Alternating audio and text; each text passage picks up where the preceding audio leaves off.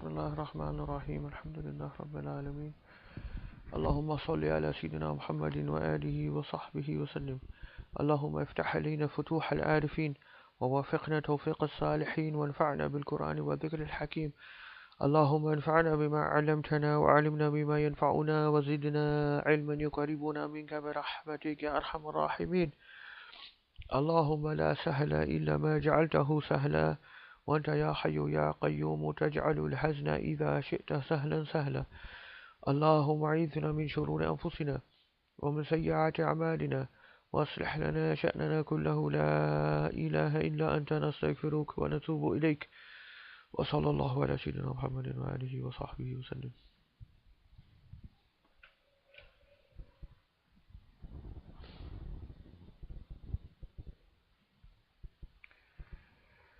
قال المؤلف الإمام حجة الإسلام الغزالي رحمه الله ونفعنا به وبكم. Continuing on from last week, the second obstacle from the four obstacles that will hinder us on our path of purification. The second obstacle, people, society. So if you remember, we started the first step on the spiritual path was a step of knowledge or realization of what is our purpose in life in front of our Creator. The second step after having this realization and gaining the knowledge of what is the things that are pleasing to our Creator and what are the things that He expects from us, the second stage was the stage of Tawbah. So then, in other words, turning back to our Creator, to Allah subhanahu wa ta'ala, and repenting of those things we are doing which are displeasing to Him or disobedient to Him. And then the third stage, once someone has made these first two steps, in other words, decided that they want to be someone who is in a state of obedience to Allah subhanahu wa ta'ala, because that will save them from punishment in the next world and give them happiness in this world and the next. Then they start on this path of ibadah to perfect their worship of Allah subhanahu wa ta'ala, and they come across these four obstacles that they have to overcome. And the first one was the love of this world. The love of the world, the love of luxuries and pleasures that are not necessary for us for what we need, our basic requirements in this life. And so the second thing is the socializing with people. Socializing with people in ways that distract us from the worship of Allah subhanahu wa ta'ala. Okay, so obviously we've discussed that, and Imam al-Ghazali rahimahullah has talked about that at quite some length, so we're coming to the end of that chapter, I think, section now as well.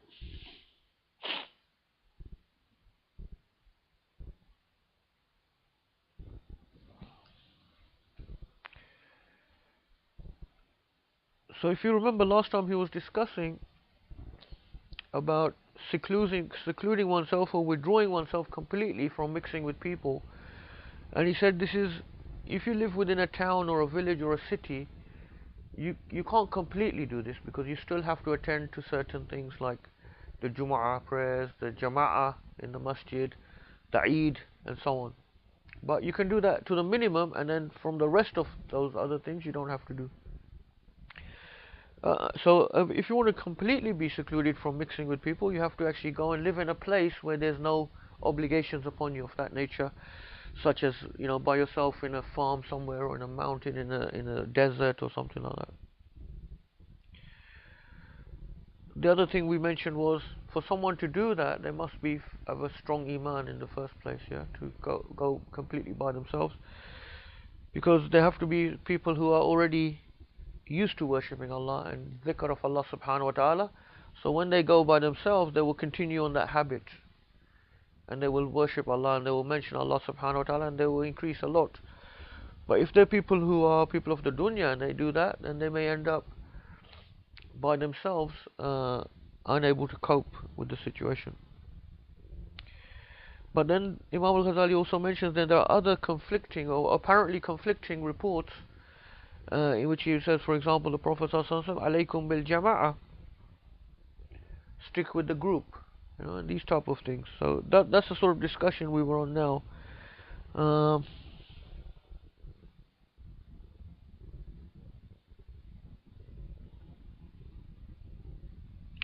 is that the what we got up to discussing that point? Or yeah, Yani. So he says, you know, this statement of the Prophet sallallahu alaikum bil jama'ah, stick with the group, stick with the jama'ah. He says this is possibly has three different interpretations or three ways we can understand this statement. أحدها أنه يعني به في الدين والحكم إذ لا تجتمع هذه الأمة على ضلالة. It could be here that he meant when he said stick with the main body or the group, he meant in affairs of your deen and in affairs of your leadership, political leadership, you know. So stick with the main body of Muslims, don't split away, and those type of things. So in your deen, meaning in matters of aqidah, in matters of fiqh, in matters of where we take our deen, stick with the main body of Muslims, where the main consensus is of the Muslims. Why? Because this ummah does not gather upon error. لا تجتمع أمتي على ضلالة. A very widely reported saying, some attributed to the Prophet ﷺ, some have attributed to some of the main Sahaba. But the meaning is definitely sound because it's supported by many other hadith and other proofs from Quran that this ummah does not gather upon error. It's a very important concept within our in the other dars that we do asul as well. We'll come across this in the concept of ijma', consensus. Why is this linked to consensus? Because if we say that this ummah can't gather upon error, in other words, if the ummah does gather upon something, then there's truth. That is the truth. That is becomes a binding proof. So that's why the Prophet ﷺ advised, stick with the main body, stick with the majority.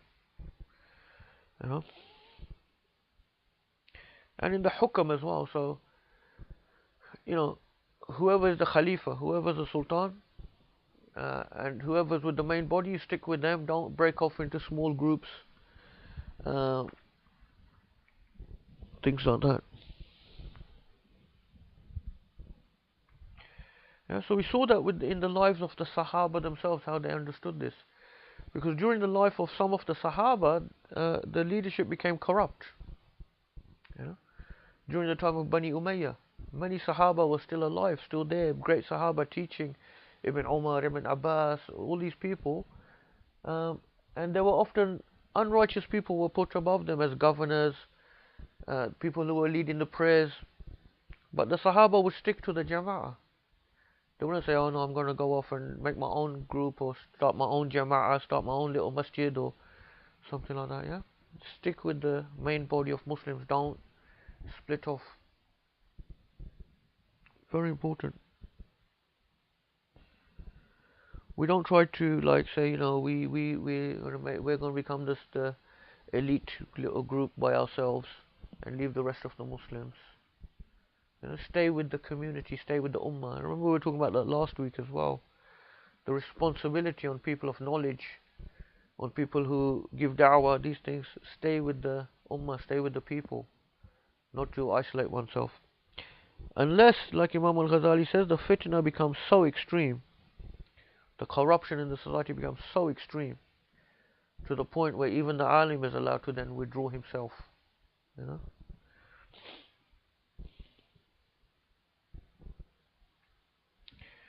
So that could be one interpretation, or the main meaning of this hadith. Stick with the majority in issues of your deen and in issues of your political leadership. إذا تجتمع هذه الأمة على الضلالة فخرق الإجماع والحكم بخلاف ما عليه جمهور الأمة والشذوذ عنهم باطل وضلال. So breaking the ijma, breaking the consensus, and breaking the hukm, the political leadership, and going against where the majority of the ummah is, and going into shaduz, becoming isolated small individual groups or individuals. This is batil. This is void in our deen. This is wrong, and dalal. This is misguidance. وَإِمَّا يَعْتَزِلَ عَنْهُمْ. So this is how Ahl Sunnah wal Jama'ah was actually defined as well historically. A lot of people don't realize the whole meaning of Ahl Sunnah wal Jama'ah. Why are we called Ahl Sunnah wal Jama'ah? Is Ahl Sunnah wal Jama'ah, the main body of Muslim, was defined when other people started breaking off. When certain groups went off, the Khawarij, they broke off from the main body, and they said, everyone's one, we're on the right. The Shia, Mu'tazila. So that's why the actual definition of Ahl Sunnah wal Jama'ah, and that's why we get the name Ahl Sunnah wal Jama'ah, is the people who stick with the main group. The people who stick with the main body, they don't break off into groups. Huh?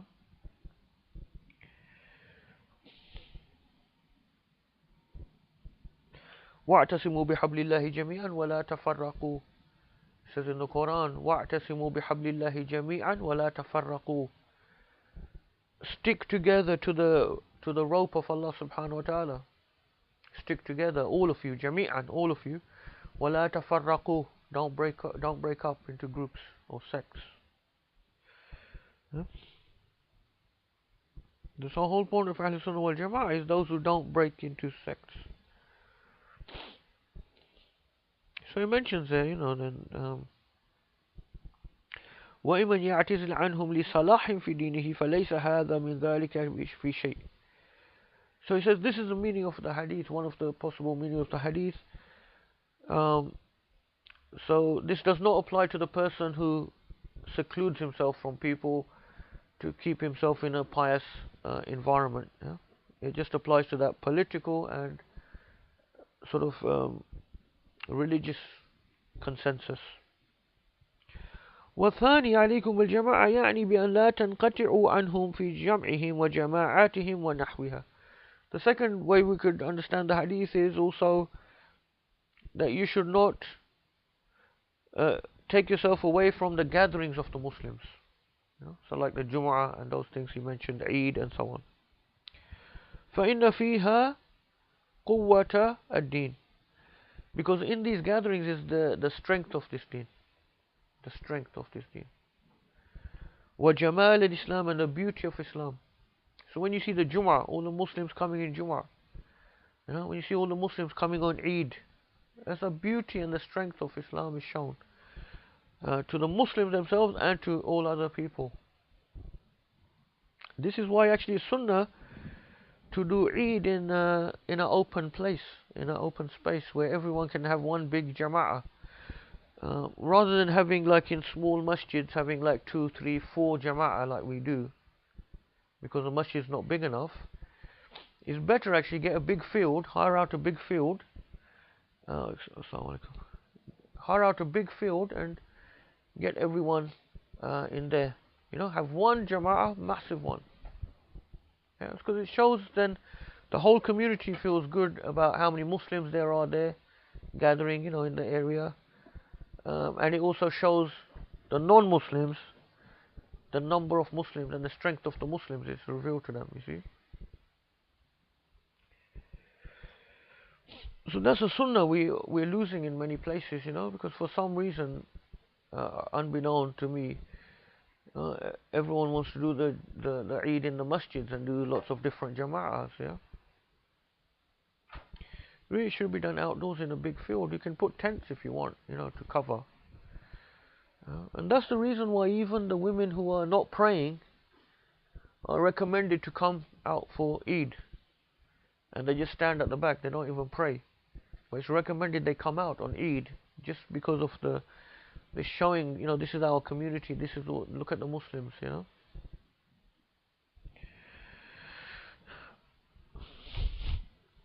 So even in the books of fiqh they mention that, the Eid prayer should be in one big gathering. And it can be done outside the masjid,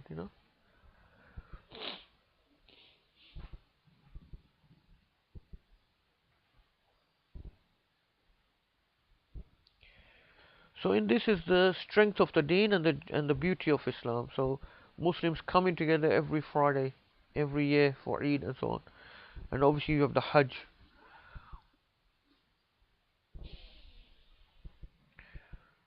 وَغَيْظَ الْكُفَّارِ وَالْمُلْحِدِينَ. And when the non-Muslims and those who are enemies of Islam see these gatherings, it makes them angry and frustrates them. They see the power and the beauty of Islam. If you see the Hajj and we see all the people praying and all that, it's a beautiful sight in itself to see hundreds and thousands of people in that unified movement of the prayer. ولا يخلو ذلك من بركات من الله عز وجل وناظر منه برحمة. So these gatherings, that there's barakah in them and there's mercy of Allah is coming upon them. Just no matter how corrupt people become, or even the Muslims become, when these gatherings take place, there's a barakah in them and there's mercy of Allah subhanahu wa ta'ala on them. وكذلك نقول إن حق المنفرد أن يشارك الناس في الجموع العامة في الخير. So he said this is the reason why we say, even the person who is trying to isolate himself and seclude himself for ibadah, he should still attend these type of gatherings. وأن يجانبهم في الصحبة والمزاحمة. In other aspects, he can stay away from people, and having idle company or time wasting with just socializing with things that are not beneficial. في سائر الأمور لما فيها من الضروب الآفات. والثالث أن ذلك في غير زمان الفتنة لرجل ضعيف في أمر الدين. وأما الرجل البصير القوي في أمر الله تعالى إذا رأى زمان الفتنة الذي حذر النبي صلى الله عليه وسلم الأمة منه وأمرهم بالعزلة فيه فالعزلة أولى. The third possible interpretation of this hadith, that stick with the main group, he says that it could be referring, the Prophet ﷺ this advice could be for the person who is weak in Iman. The person who is weak in Iman. And lives in a time that is not a time of fitna. In other words, if you live in a time which is not a time of corruption and all of these things, then sometimes, and if you're weak in Iman, it's better for you to stick with the group of Muslims, because actually it might be a good influence on you. It may be a good influence on you. And the person who's weak in Iman, if he starts secluding himself, he's got a danger of shaitan also taking him.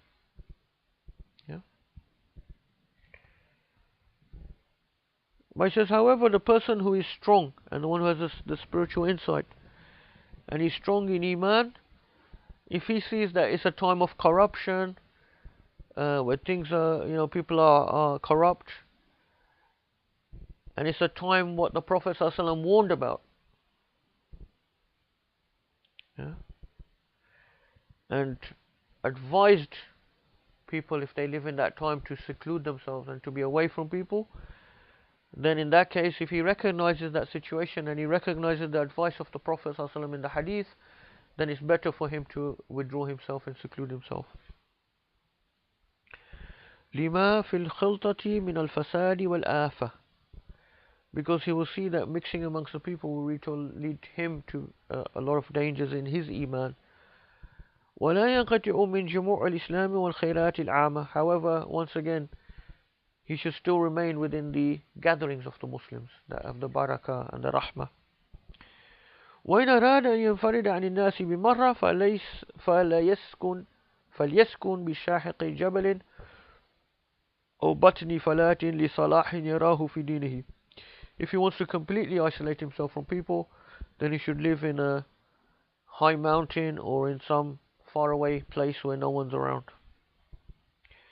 if he sees that there is a benefit there for his deen.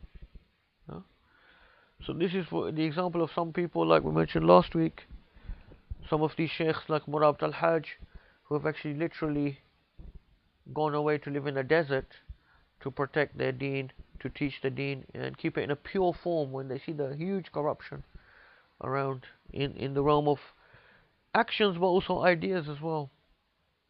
A lot of corruption in ideas, and a lot of these sort of challenges that are coming into Islam as well, in Islamic teaching. You know? So they isolate themselves to preserve this tradition that they've got from their teachers, from their teachers' teachers, so they can teach that Islam in the pure form that they received it, you know.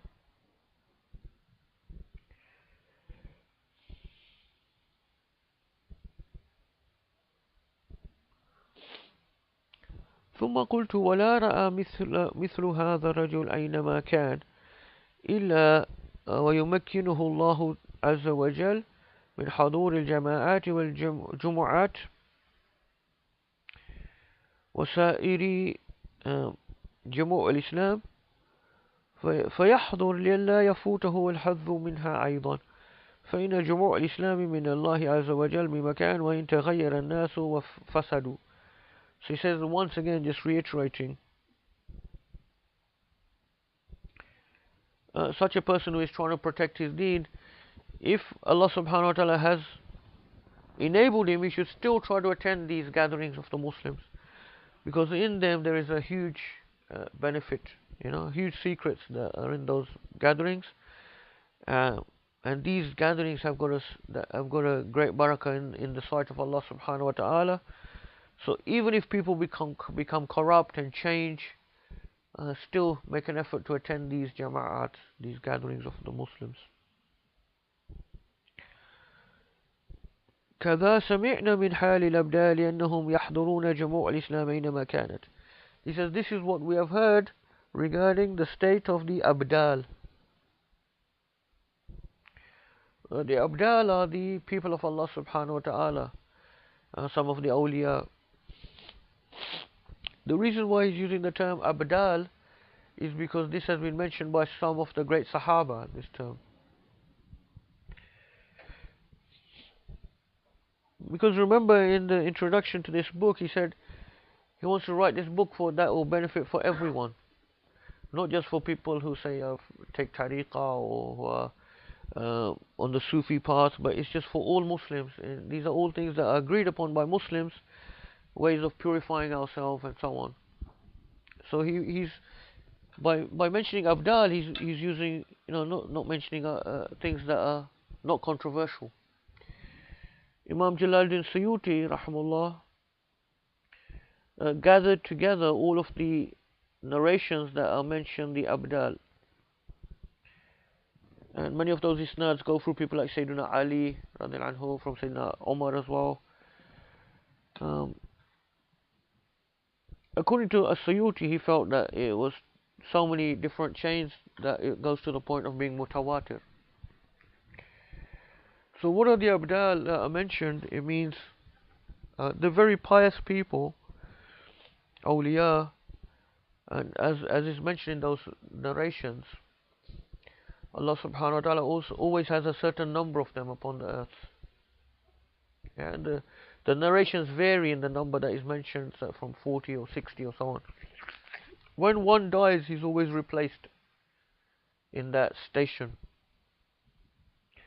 Whether those people know that they're Abdal or not, I'm not sure. You know? But that's what the narrations mention, that they are these people. And many also indicate that they're in Sham, the area of Sham. You know? So people can get the hold of that text of Suyuti. It's quite a small text. It's available, you know, in print. I bought a copy when I was in Damascus, in Arabic, obviously. So that's why he mentions specifically the Abdal here. So it's something that's not really controversial, you know, to anyone. So these people, the Abdal, he says this is what we've heard about the state of the Abdal, that they attend the gatherings, you know, Jama'ah, Jum'ah, all these gatherings, wherever they are particularly living. وَيَسِيرُونَ مِنَ الْأَرْضِ حَيْثُ شَاءُوا وَأَنَّ الْأَرْضَ لَهُمْ قَدَمْ وَاحِدْ بِإِذْنِ اللَّهِ عَزَّ وَجَلَّ. And they travel around the earth wherever they want to, and the earth is made like one step for them. In other words, Allah Alam, I think he's indicating there some of the karamat, they have an ability to move around the earth in a way, that's very through karamat and so on. Allah Alam. وفي الأخبار أن الأرض تطوى لهم. And in some narrations or reports, he said, it's mentioned that the earth is folded up for them. In other words, they can travel great distances in short periods of time. وينادون بالتحيات ويتحفون بأنواع البر والكرامات. They are given greetings, they are given greetings, tahiyyat, like from the malaika, for example, as mentioned the Quran, the awliya of Allah subhanahu wa ta'ala, the malaika come down upon them and say, greet them, So these are those type of people. And they have all sorts of karamat and bir, good actions. فهنيئا لهم بما ظفروا به وأحسن الله عزاه أزاء من غفل عن النظر في خلاص نفسه وأعان الطالب الذي لم يصل إلى المقصود كأمثالنا. Says, may Allah subhanahu wa ta'ala help or may Allah subhanahu wa ta'ala improve the state of the one who is heedless of purifying himself, and may Allah subhanahu wa ta'ala help the one who is seeking to better and purify himself and who has not yet reached the high stations. He says ka'amthalina, like us. In other words, Imam al-Ghazali saying he's humbling himself and saying, like me, people like me who haven't reached the goal and are still trying. May Allah subhanahu wa ta'ala help them.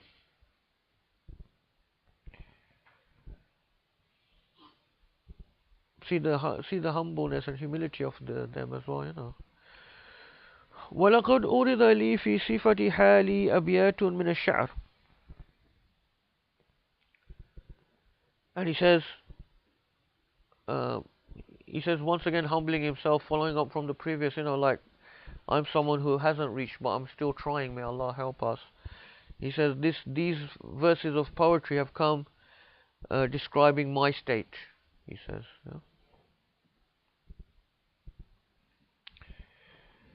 ظفر الطالبون واتصل الوصل وفاز الأحباب بالأحباب وبقينا مذبذبين حيارى بين حد الوصال والاجتناب. So that those who were seeking have found success and have reached, have joined, and the lovers have joined with the beloveds. The lovers have reached or found the beloveds. But we have remained moving here and there, confused between reaching and between being cut off. نرتجي القرب بالبعاد وهذا نفس حال المحال للألباب فاسقنا منك شربة تذهب الغمم وتهدي إلى طريق الصواب. We seeking closeness in our isolation or in our remoteness. We seek closeness, but this is itself an impossible task for those who understand. So give to us to drink from a drink that will get rid of all anxieties and will guide to the path of truth. Ya tabib as-suqqam,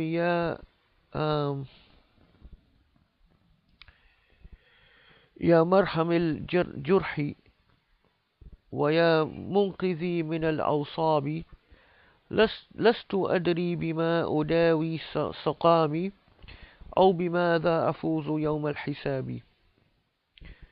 So he's saying, oh, the one who, the physician of those who are ill, the one who, the ointment for the wounds, the relief of all illnesses and hardships.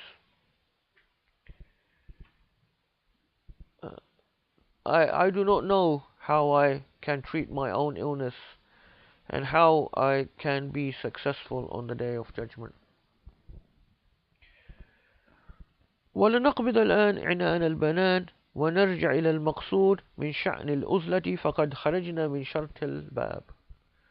So Imam al-Ghazali rahimahullah, after going on that slight tangent, he says, let's draw back the reins and let's go back to what we're supposed to be talking about, which is the seclusion and the isolation, because we've deviated a bit from the point of this chapter.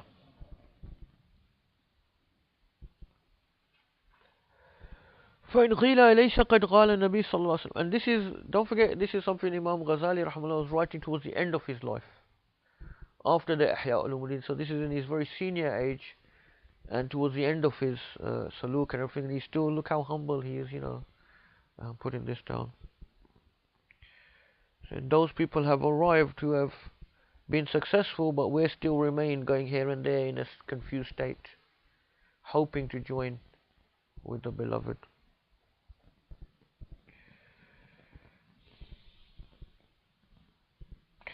فإن قيل أليس قد قال النبي صلى الله عليه وسلم رهبانية أمتي الجلوس في المساجد وفيه زجر عن التفرد. So it says, if someone objected to this idea of seclusion and mentioned the hadith of the Prophet صلى الله عليه وسلم, that the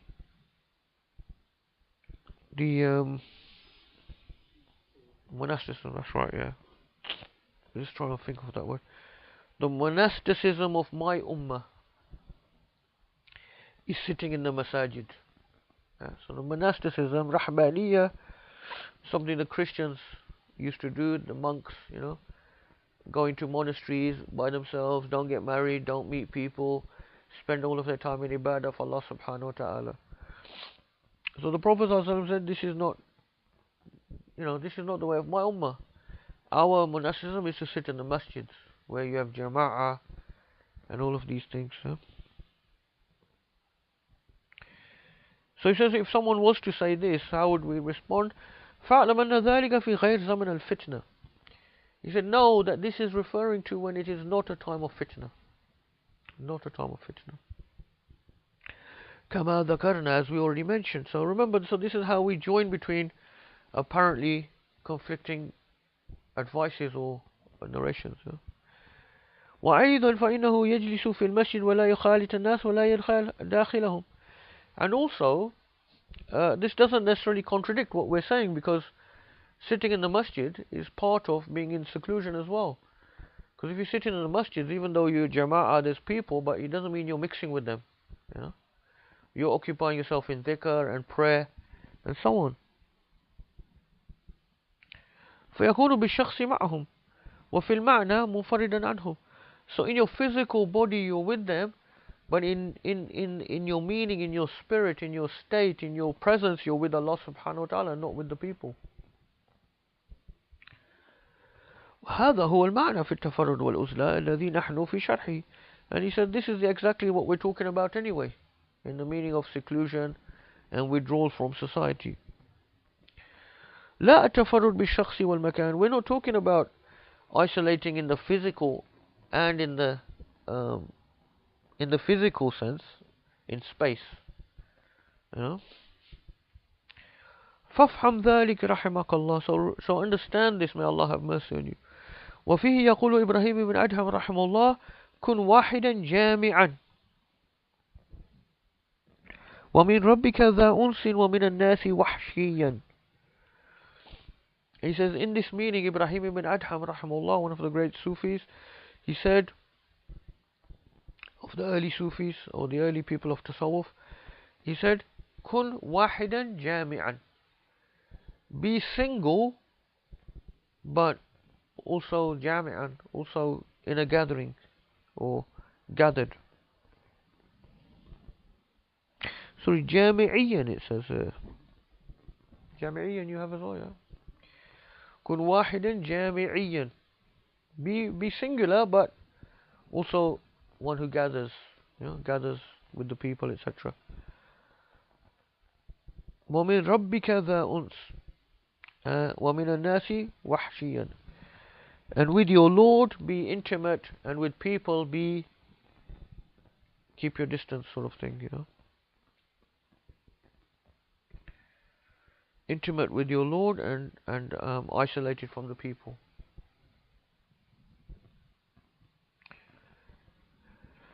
فإن قيل فما نقول في مدارس علماء الآخرة والرباطات الصوفية سالك طريق الآخرة والكون فيها. So if someone was to ask,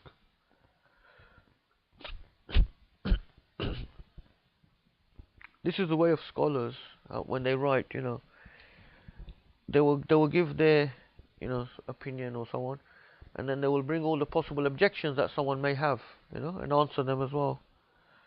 Obviously, for obvious reasons.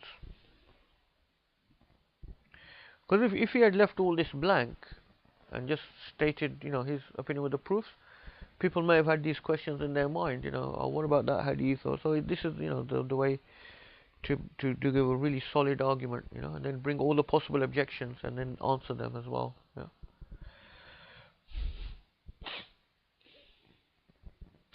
So what if someone said, what do you say about the madaris of the ulama al-akhirah, madrasas?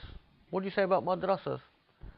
Which are going to madrasas or ribatat, the places the Sufis had these places, zawiyahs and ribat that you were called, where you would go and stay with other people and do dhikr and all those things.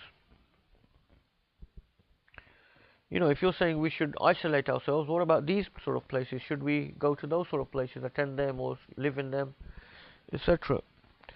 فاعلم أن تلك الطريقة المثلى في هذا الشأن لعامة أهل العلم والاجتهاد،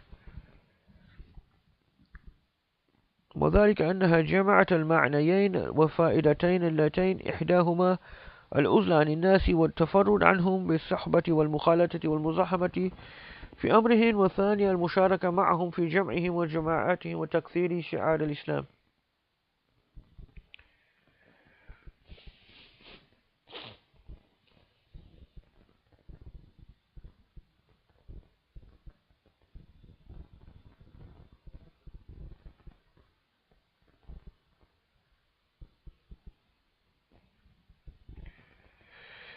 He says,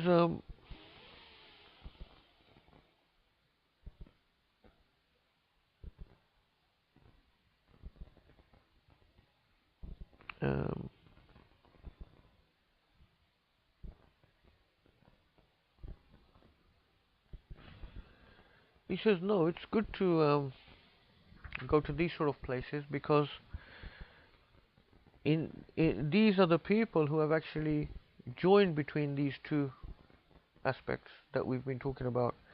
In other words, if you're in a place like that, you're in a type of seclusion from useless company or bad company. You're not wasting your time because you're occupying yourself in dhikr, ibadat, but at the same time you're also getting the benefit of the jama', the gatherings of the Muslims, the jama'ah, the jum'ahs and so on.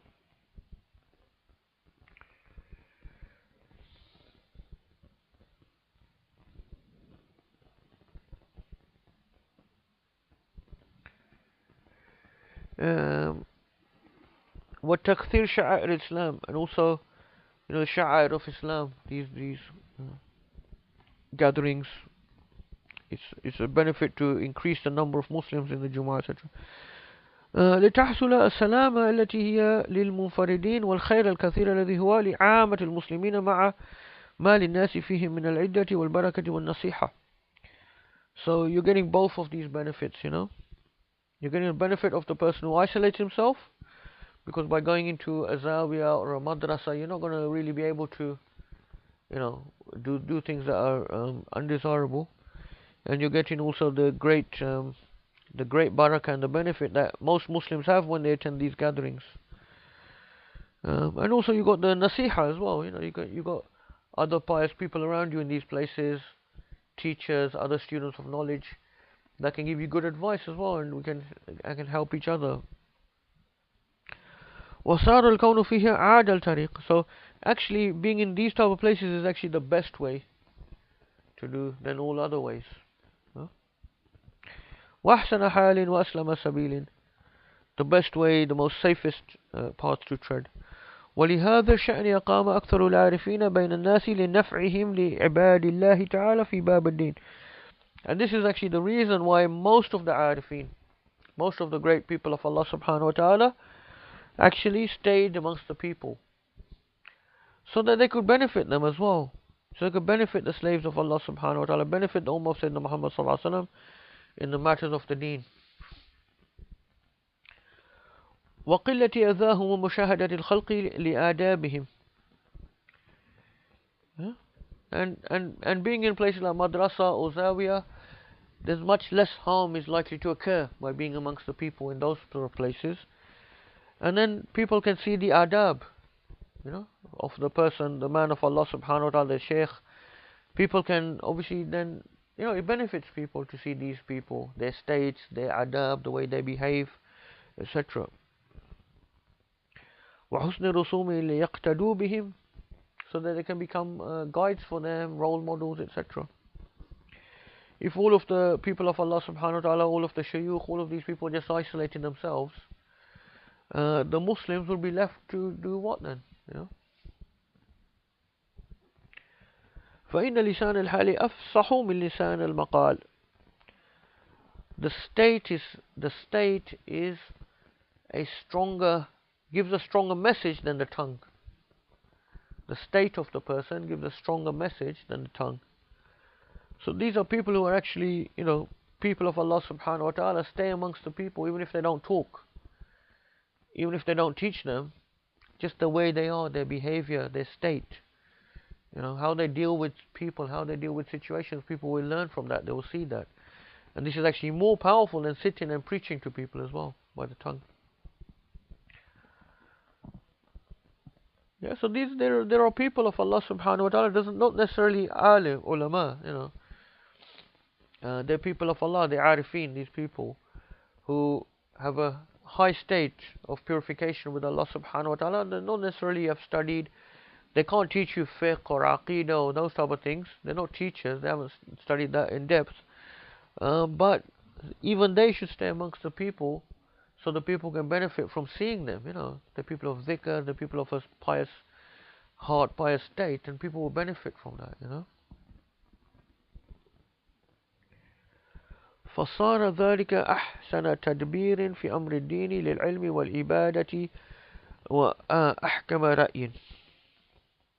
So this is the best way with regard to the affairs of the deen, for knowledge and for worship, to have these type of places, madrasas, zawiyahs, etc. فإن قيل فما حال المريد مع المجتهدين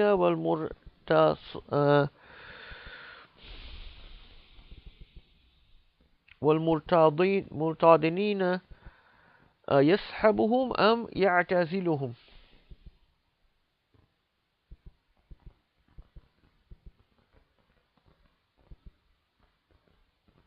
مرتاضين, it should be, I think, مرتاضين, not مرتاضين.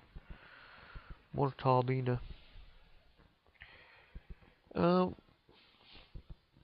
I just check out if anyone's following the English translation at this point? I just want to see how they translated that. Have you got that? How did he put Murtadin? What's the English of that? Oh, anyone have the English?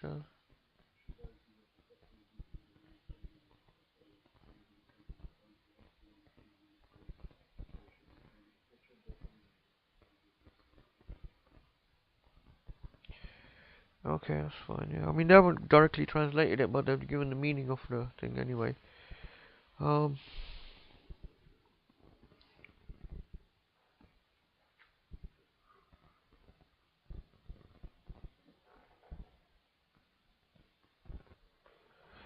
Okay, so the question here is now he's saying, uh,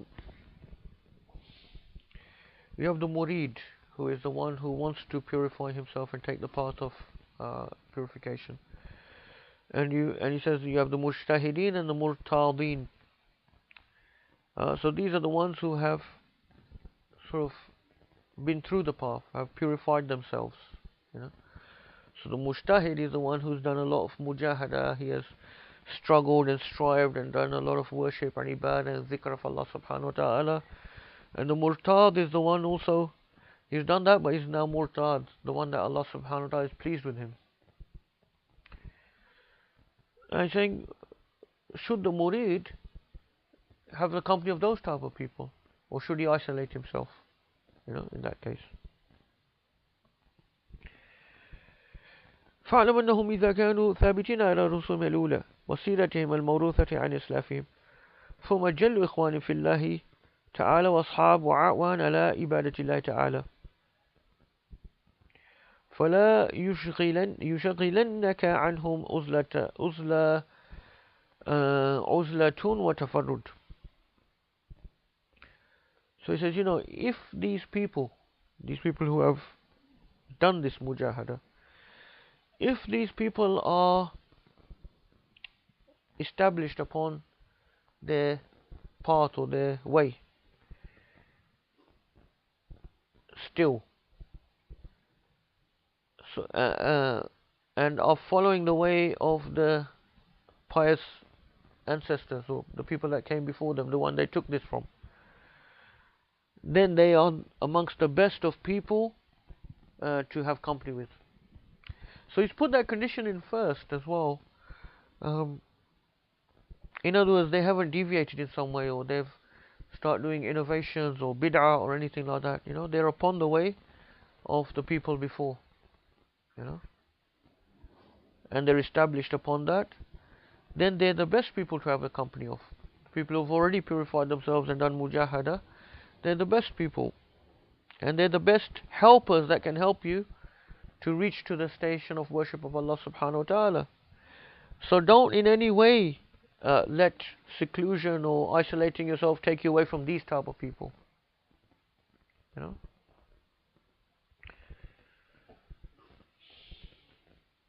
This is one of the tricks as well. You know, shaitan can play on people, put into them that, you know, you should seclude yourself and it's very good to seclude, but then they also start isolating themselves from the people of Allah subhanahu wa ta'ala who have already people who can guide them and help them. You know.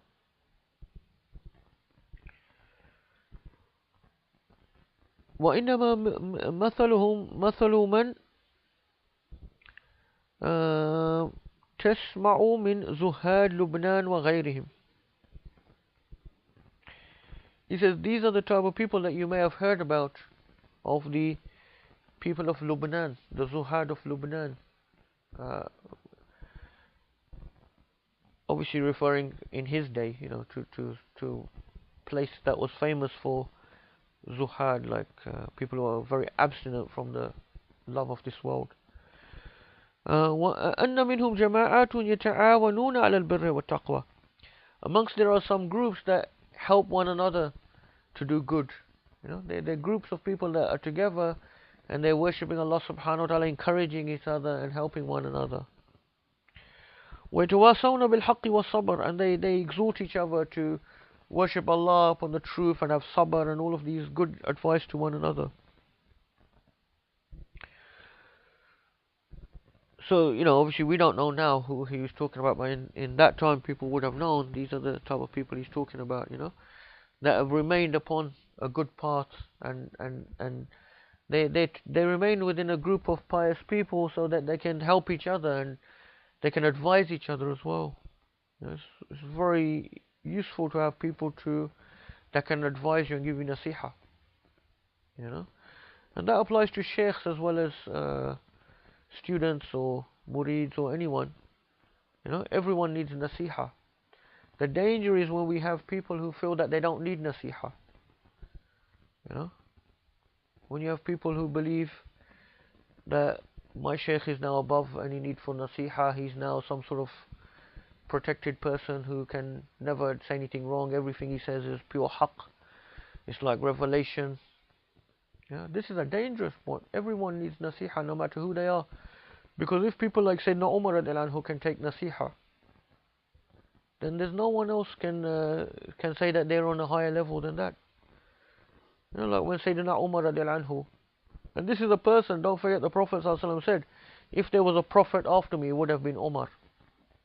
You know, if there was a prophet after me, it would have been Umar. He one day when he was saying in the khutbah, he was trying to limit the mahar that can be given when someone marries, because he felt that people were becoming so much into dunya and worldly things, and people were giving very big mahar. You know, the when you get married, you give mahar, and he wanted to limit that. And a lady stood up, a woman stood up, and she said to him, "What about the ayah of Quran? وَإِنْ آتَيْتُمْ إِحْدَاهُنَّ قِنْتَارًا فَلَا تَأْخُذُوا مِنْهُ شَيْئًا." And what about the verse of Quran which says, if you have given one of them a huge treasure, don't take anything back? Meaning if you divorce them or leave them. She said, what about that? If you have given a huge treasure, how can you, in other words, how can you say the mahar should be so much when it says in the Quran you've given them a huge treasure? And Sayyidina Umar, he immediately went back on what he was saying. You know, he went back on what he was saying, and he said, everyone is more knowledgeable than Omar, even the women in their houses. You know, so that's that's the type of thing that we need actually. You know, the nasiha must be there for everyone. You know, no matter who they are, even if it's your Shaykh or the Khalifa or whoever, we have to be able to give nasiha to each other, because all of us need it. You know, we're not prophets, we're not ma'soom. No one's ma'soom. And it's for our mutual good, mutual benefit, you know, that we give nasiha to each other. So if you see someone, you know, they've started going in the wrong path, or they're doing something wrong, or you just give them nasiha, you know. It's for their benefit and for your benefit, because inshallah they will give you when you need it as well. You know.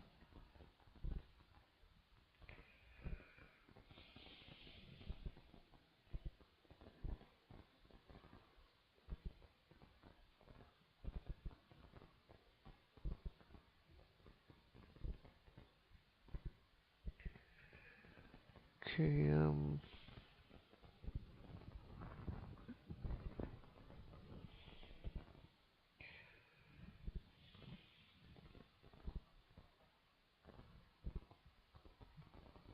yeah, so I said this is the best people, you have to keep company with them.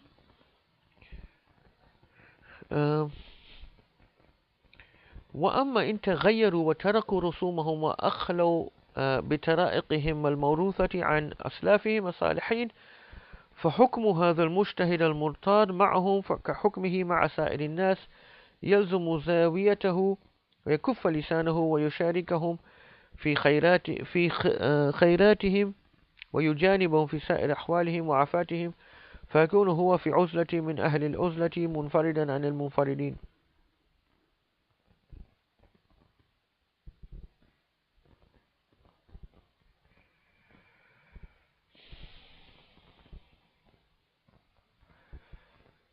If the people have left the way of the people before them, and they've changed in their practice, in their states,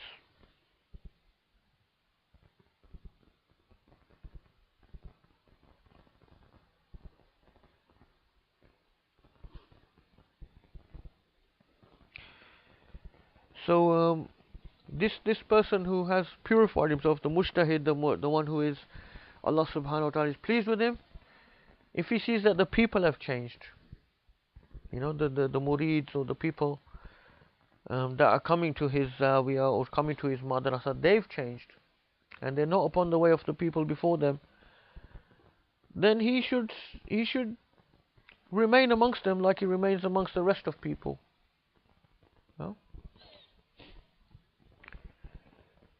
He stays inside his zawiyah or his madrasa, he protects his tongue, he mixes with those people as long as they're doing good, and he stays away from anything that they're doing that is not good. Yeah?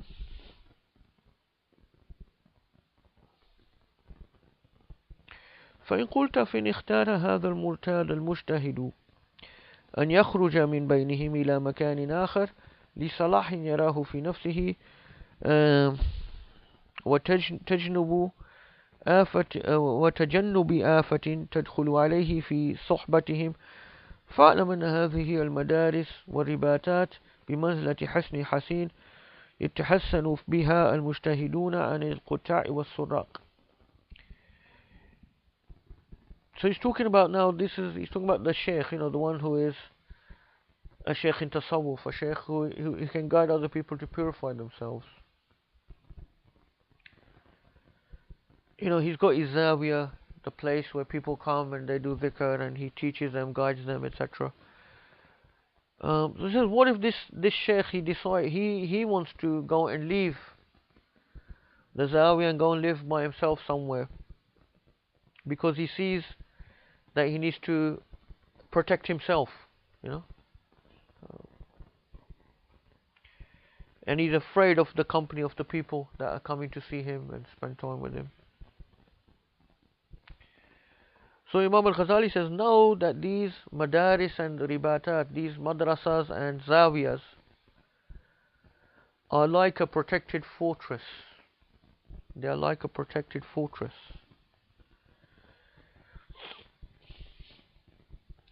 The people of Allah subhanahu wa ta'ala, these shuyukh, they are inside these fortresses, protecting themselves from all types of highway robbers and thieves and bandits and these type of people. وأن الخارج بمنزلة الصحراء, and outside is like the Sahara, the open desert. تدور فيه فرسان الشياطين. Out there in the open desert, there are all sorts of predators, shayateen. Askaran, armed predators.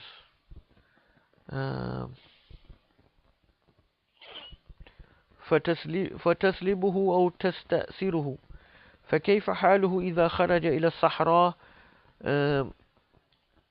وتمكن العدو منه من كل جانب يعمل فيه ما يشاء، فإذا ليس لهذا الضعيف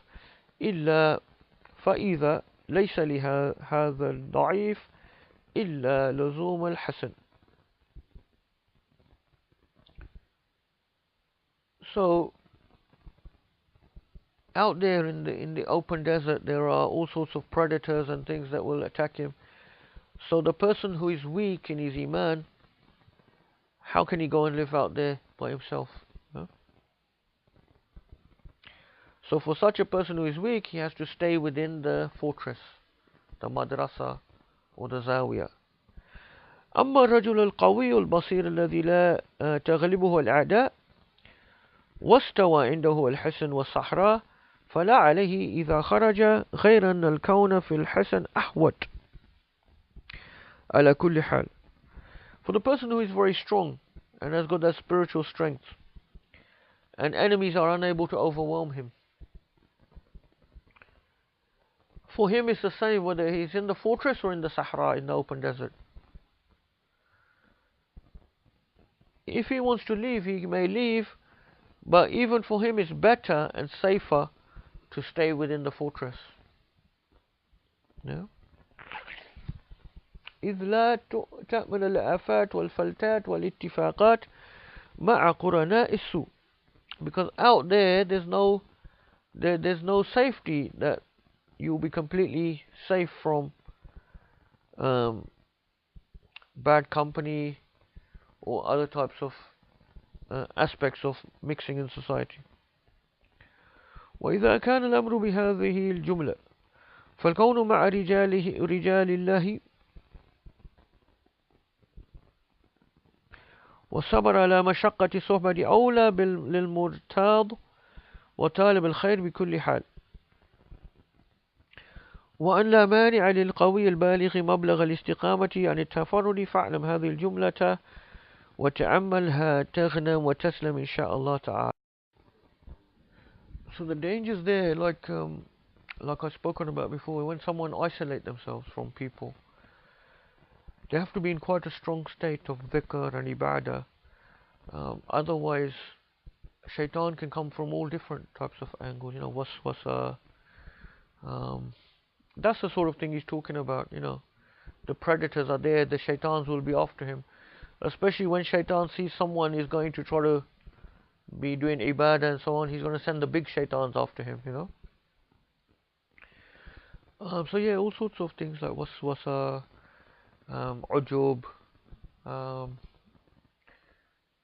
different ways that someone can become deviated. Inshallah, we will talk about some more of them in the next section about shaitan. It is about shaitan. But those are the type of things, he's talking about.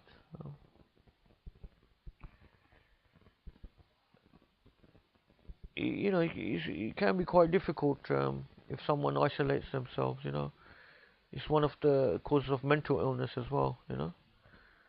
So unless someone is quite accustomed to dhikr and ibadah and he's got the uns, the intimacy with Allah subhanahu wa ta'ala, that can lead to more difficulties for him. Because then he doesn't have anyone to give nasiha as well. He doesn't have the Shaykh with him or people like that. Even with the Sufis who do khalwa, when they do khalwa, they like isolate, for 3 days, 10 days, 30 days, whatever. Normally they have the Shaykh will come and visit them in the khalwa, once a day, twice a day, something like that. Just see how they're doing, make sure they're going the right direction and things like that. Yeah, khalwa, you mean? Just completely isolated in like a desert or something, or farm.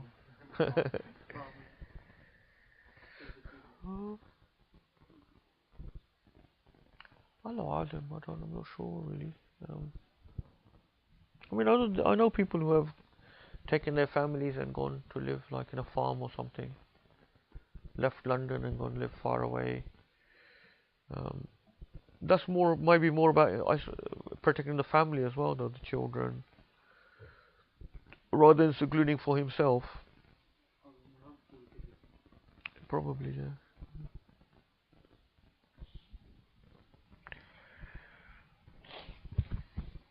I think putting in our context where we are in the West, I think, personally, I do think it is important for Muslims to look for some ways of protecting our communities, having communities and protecting the children and the community. To do that, in other words, to live in Muslim neighborhoods, live in Muslim communities, centered around a masjid or a zawiyah or a madrasa, those type of things. Institutions should be there in the community, so people are gathering as well, coming together as a community for darses or for jama'ah or for dhikr sessions or something like that. And the children can be schooled together, have your own schools.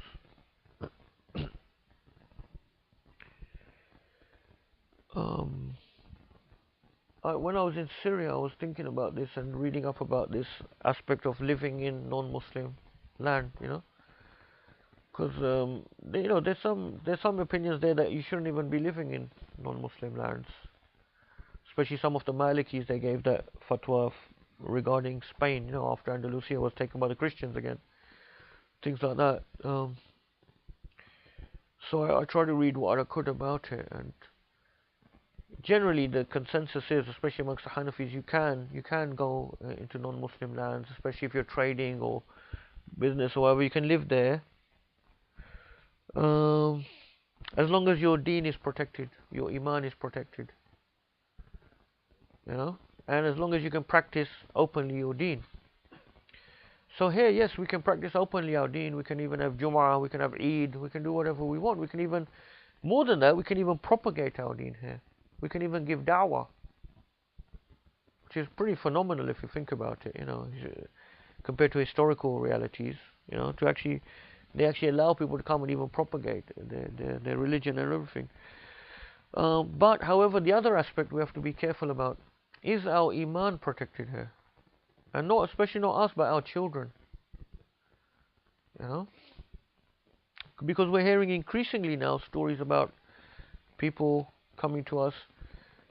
Maybe most of you don't come across this, but people who are in my type of position do come across this, because parents come to us, like myself. Shaykh was telling me the other day a story as well about someone who came to him, a mother who sent her child to like a very expensive private school, boarding school, but it was very Christian type of school, and now she's come back after a few years of being at that school, and she's telling her mum all these things about the Bible, all that. Basically, she sort of left Islam,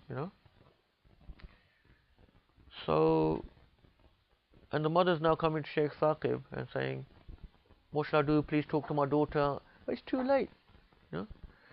It's in the hands of Allah subhanahu wa ta'ala, of course, and we try our best, but now, it's too late, because this person has been living for 5 years in that environment. Very subtly, people have been saying things to her. It's not overt, but all these things, ideas have been planted into her, and Allah alim, we don't know, but we hope, we pray for her, that she'll come back. But now she's no longer Muslim, so she's lost her iman. She gained a good education in a private school, but she's no longer Muslim. So where's the benefit and the harm here? You see what I mean? That's the worst thing. Remember Shaykh Akram when we had that conference recently. One of the amazing things I took from him in that talk he did, because it was all about family life. He says, if we look at the Quran, what did it say in the Quran? Ibrahim and Yaqub, what was the advice they gave to their children? Allah subhanahu wa ta'ala has chosen for you this deen, so don't die except as Muslims.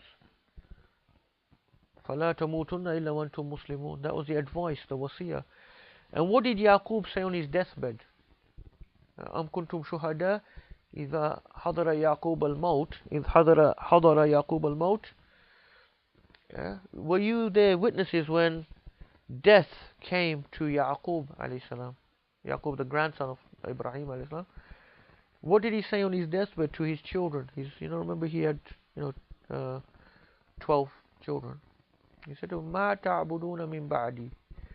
What will you worship after me? What will you worship after me? That was the last thing he's saying to them on his deathbed. This is the most important thing, for you to give to your children. قالوا نعبد إلهك وإله آبائك إبراهيم وإسماعيل وإسحاق إلها واحدا ونحن له مسلمون. They said, we will worship your Lord, your God, and the God of your fathers Abraham, Ishaq and Ismail, their uncles, their grandfather and their father's uncle. So that's the most important thing. Save our children from the hellfire. Doesn't matter if they get no education. Then if they lose their iman, that's it. They've lost everything. May Allah subhanahu wa ta'ala protect us. So this is the thing, the challenge for us in the West. What's going to happen with our children now? If we can't protect their iman and environment, better to go and live in Pakistan, even if you're going to be worse off dunya-wise. Better to go and live there if you can't protect their iman here. Or otherwise, no, then we have to make sure we have the right environment for our children. This is why Muslim schools, I believe personally, Muslim schools are very important, essential. Because if you send them to the non-Muslim school, at the end of the day, inshallah, they will still remain Muslim, but you're taking a risk. You are taking a risk. And is that a risk that's worth taking?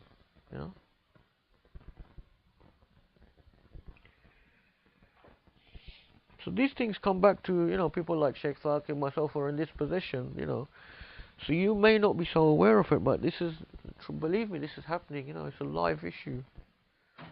It's a big problem. It's something that's brushed under the carpet because people aren't going to go around publicizing, oh, my daughter or my son's done doing this or doing that. You know?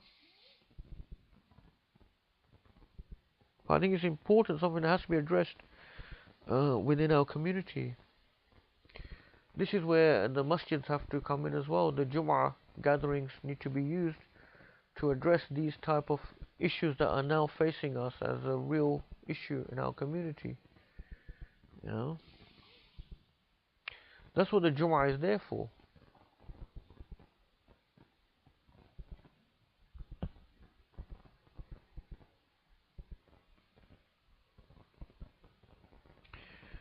I mean, our local masjids, they have got so much money as well. They've got hundreds of thousands of pounds. You know, people give to the masjid. You know, alhamdulillah, people do give. The community does give. You know, if the masjid made an appeal, we want to open up a school for Muslim secondary school, which we don't have in Hounslow, boys' school. They could raise the money in probably 2-3 days. You know, and open up a secondary school for Muslim boys and get a good teachers. You know, set a good standard for the education there. And this is what the masjid and the Jum'ah is meant to be for. See what I mean? But unfortunately, I mean, what's happening here? We're not really have that. Well, why is this not happening? You see what I mean? Why is it not happening?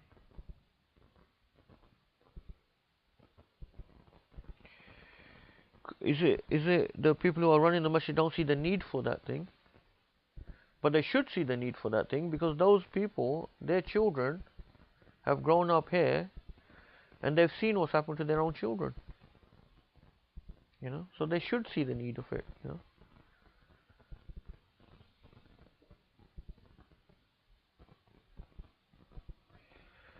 know. So that, and the other thing was also one interesting narration I found about living amongst non-Muslims. And I have got the reference at home. Allah alim how exactly strong it is. I think it was from Fathul Bari. Ibn Hajar mentions this hadith. That the Prophet ﷺ said about just the meaning of it, you know. You should not live amongst the disbelievers to the point where your fires cannot be distinguished from their fires. Yeah? Your fires cannot be distinguished from their fires. So the meaning of that in the commentary was, because obviously in those days people used to cook with fire. It meant the fire that you use for cooking, you know, in your house. So if we look at in other words, you should be able to distinguish where the Muslims are in that community. It shouldn't be such a mixture that we become indistinguishable from them. You know, so if you see the Muslims and the non-Muslims, they're all the same. We don't know who's who. You see what I mean? So that was there. That narration was there. You know, that idea that yes, we can live amongst non-Muslims, but there should be some sort of way that we know these are Muslims here. You know, so we should have our own communities centered around masjid, and there should be madrassas, there should be schools for the Muslim children, and this is how we can protect the environment and protect our communities.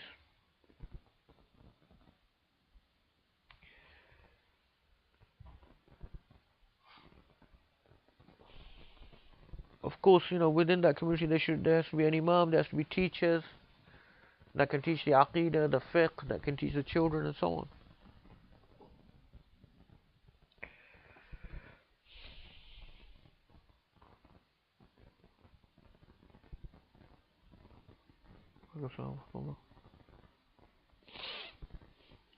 Says وإن قيل فما تقول في زيارة الإخوان في الله تعالى ومواصلة الأحباب بالتلاقي والتذكر.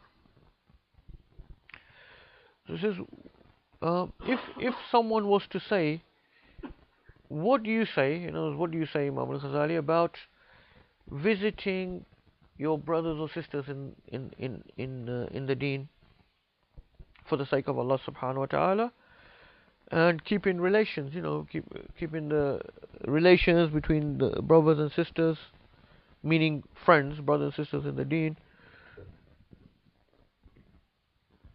and those type of things. If you're saying people should isolate themselves, what about meeting your brothers and sisters for the sake of Allah subhanahu wa ta'ala? It says, فَاعْلَمْ أَنَّ زِيَارَةَ الْإِخْوَانِ فِي اللَّهِ تَعَالَى مِنْ جَوَاهِرِ عِبَادَةِ اللَّهِ تَعَالَى وَفِيهَا الزُّلْفَةُ وَالْكَرِيمَةُ إِلَى اللَّهِ عَزَّ وَجَلَّ. It says, know that visiting your brothers and sisters in the path of Allah subhanahu wa ta'ala is from the gems of worshipping Allah subhanahu wa ta'ala. Is from the gems of worshipping Allah subhanahu wa ta'ala. And in it there is a very beautiful drawing closer to Allah subhanahu wa ta'ala. In other words, it is an ibadah itself. It is an act of worship if it is done for the sake of Allah subhanahu wa ta'ala. And one of the things that brings us close to Allah subhanahu wa ta'ala. مع ما فيها من الضروب الفوائد وصلاح القلوب ولكن بالشرطين. And also there's many other benefits and rectification of the hearts in this matter. So the key thing here is, this is a visiting of people, but for the sake of Allah subhanahu wa ta'ala. Not for the sake of dunyawi concerns, not for the sake of obviously, doing things that are sinful to Allah subhanahu wa ta'ala. So there are certain, brothers or sisters in Islam that you can visit with that intention. You're doing it for the sake of Allah subhanahu wa ta'ala. When you're with them, you spend your time in khair, in doing good, in, for example, discussing things about the deen, in remembering Allah subhanahu wa ta'ala, in, you can share knowledge, in giving one another good nasiha. You may visit someone because they're going through some type of hardship. So you go and visit them to give them, encouragement and support. All of that, of course, is an excellent intention, and this is what he's talking about here. You can get a huge amount of reward. So with Imam al-Ghazali, you really wonder, what does he mean by seclusion? Because he talked about going very important seclusion, but then he's saying, no, but you must go to Jama'ah in the mosque. You must go for Jum'ah. You must go visit your Muslim brothers and sisters. So this is very balanced. Imam al-Ghazali is very balanced. Because he's saying, no, of course, there's great benefits in these things. If it's done in the right way, with the right intention, it can actually be something that brings you more purification and brings you more closer to Allah subhanahu wa ta'ala. Also go to the madrassas, zawiyahs, go to circles of knowledge and zikr. By the time you do all that, you probably have no time to yourself. Yeah, that's true, yeah. So that's the thing, isolating yourself completely like that, that's why they said it was only for someone who's got very established, and it only suits very few people, that type of thing.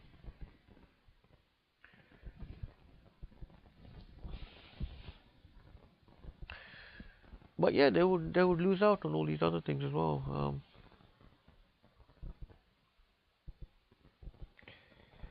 So it says, yes, visiting your Muslim brothers and sisters for the sake of Allah subhanahu wa ta'ala is excellent, but he also says there's two conditions you must meet before doing this. أحدهما أن لا يخرج في ذلك إلى الإخثار والإفراط. First of all, you must not become excessive in this thing. So don't do it too much. Yes, good, visit your Muslim brother or sister for the sake of Allah subhanahu wa ta'ala. Sit with them, have tea or whatever, talk about things that are good, But don't try to do this excessively, because everything is in a balance, قال النبي صلى الله عليه وسلم لأبي هريرة رضي الله عنه زر غبا تزدد حبا. In this hadith, where the Prophet ﷺ said to Abu Hurairah, he said, visit people at intervals, now and then. Visit people now and then. Visit your Muslim brother or sister now and then. This will increase the love between you. You know, but don't get over carried away, spending all day and night sitting there. You know, the person's fed up with you, wants you to leave, but you're still there. Next morning you're there again at Fajr time. Yeah, that's gonna not increase the love, but decrease. So yeah, just go and visit them, but you know, like the Prophet ﷺ, every day he would go and visit Abu Bakr, radiallahu anhu, every day. That was his closest person to him. Yeah, he would visit him every day.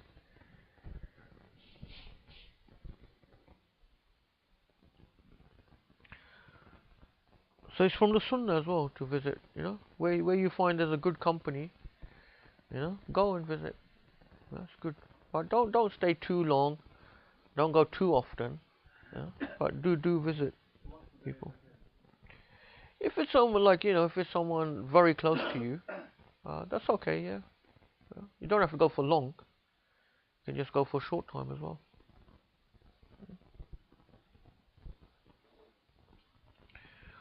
وثانيا تحفظ حق ذلك أن تحفظ حق ذلك بالتجنب عن الرياء والتزين. So the second condition, so first condition is don't get excessive in this practice. Second condition is you must be careful to guard yourself from riya and tazayyun. So showing off and sort of exaggerating things, you know, exaggerating your good qualities and so on. So in other words, trying to impress people and so on. So you visit someone, but then you end up, say you're talking about the deen, but you end up trying to show off your knowledge, you know. So you start quoting hadith, and you've been memorizing the hadith just so you can quote the hadith. Rather than, obviously, if you're memorizing hadith, you will do it for the sake of Allah subhanahu wa ta'ala, so you can get the reward and the benefit. So these are the type of dangers that can come in from, you know, excessively mixing with people, sitting with people. Start memorizing poetry so you can quote poetry or things like that. You know? In the past, people used to have these type of majlises as well. You know, majlis. People would get together, recite poetry. People try to impress. Who's the most impressive speaker? This was in the days before there was other types of entertainment like we have now. You know, now we have got all this entertainment around us, electronic media. You know, television, internet, films, music is all around us. In the past, you imagine people had none of that. They would get together for entertainment. You know, majlises and things like that, where people would recite poetry or things like that, you know, to entertain one another.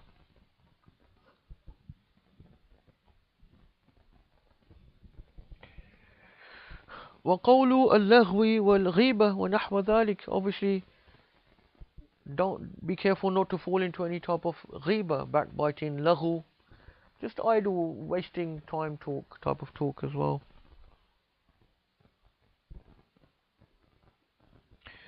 فَيَعُودُ عَلَيْهَا وَعَلَى أَخِيهَا وَالْوَبَالِ. This is just going to bring for yourself and your Muslim brother or sister punishment, you know. فَلَقَدْ حُقِيَ أَنَ الْفُضَيْلِ وَسُفْيَانَ رَحِمَهُمُ اللَّهِ تَذَكَّرَا فَبَكِيَا. This is a story he mentioned actually before as well. Fudail and Sufyan. I think, was it Sufyan al-Thawri? I think it was Sufyan al-Thawri.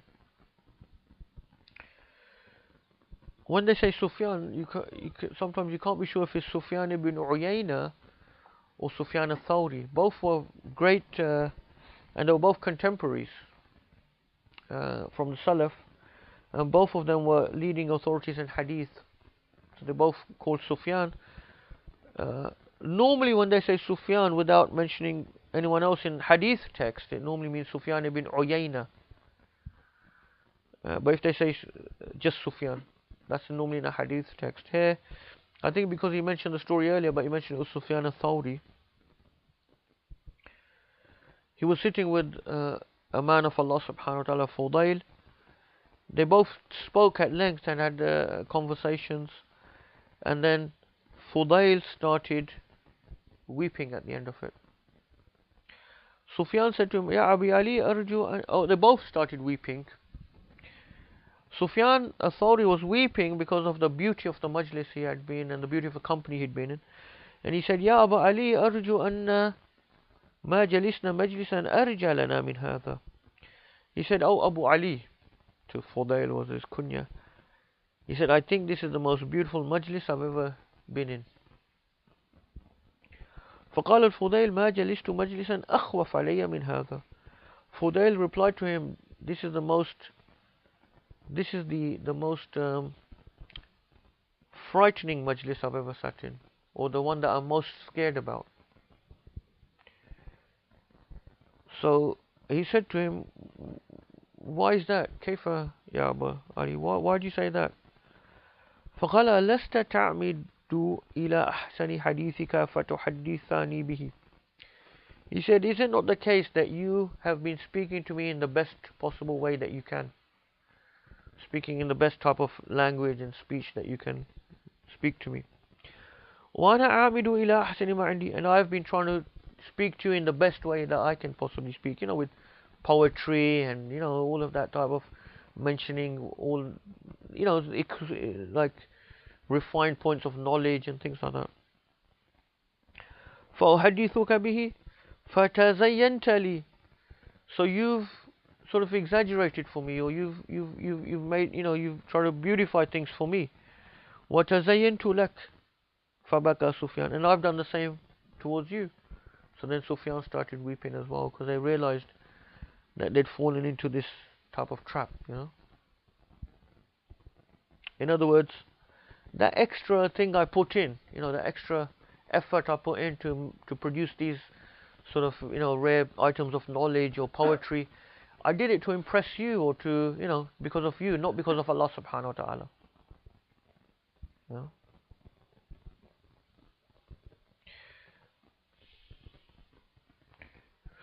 فيجب أن تكون مجالستك للإخوان وملاقاتهم على مقدار قصد في احتياط ونظر لطيف، فلا يقدح ذلك حينئذ في عزلتك وتفردك عن الناس، ولا يعود عليك وعلى أخيك بضرر وآفة، بل بخير كثير ونفع عظيم والله الموفق. So he says, so it's very important that when you sit with your Muslim brothers or sisters and meet them, this should be with a, very carefully thought out. Think carefully about your intentions. Think carefully about who you're visiting and why.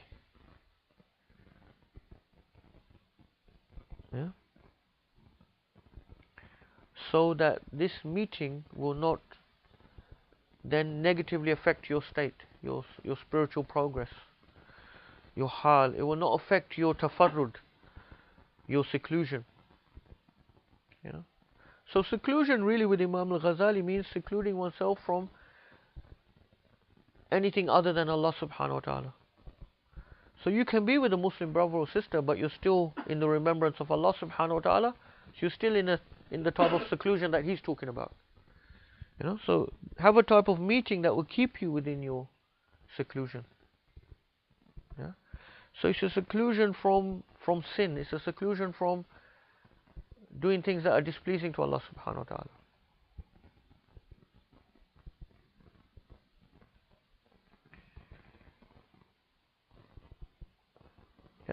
So these type of meetings can actually be a great source of coming closer to Allah subhanahu wa ta'ala and purifying ourselves.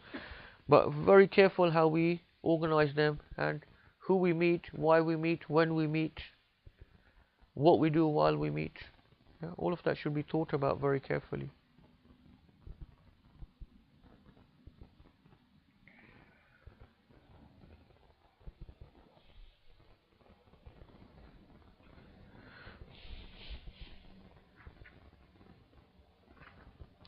فإن قلت فما يبعثني على العزلة عن الناس والتفرد ويهون علي ذلك.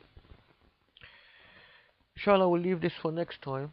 It's just the last section of this particular section is before we go into the third obstacle, which is the shaitan.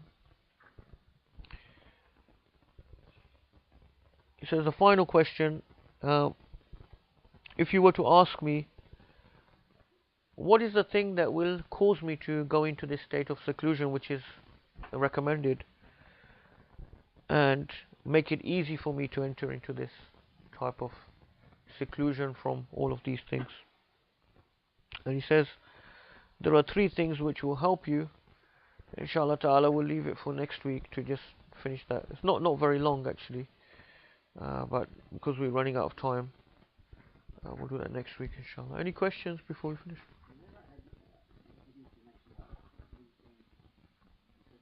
Yeah. Zir ghibban tasdud hubban. So it just said visit at intervals, or visit now and then. You will increase in love.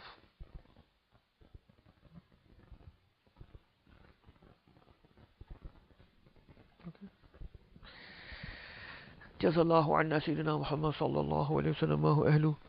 جزا الله عنا سيدنا محمد صلى الله عليه وسلم ما هو أهله. جزا الله عنا سيدنا محمد صلى الله عليه وسلم ما هو أهله. سبحان ربك رب العزة عما يصفون وسلام على المرسلين والحمد لله رب العالمين.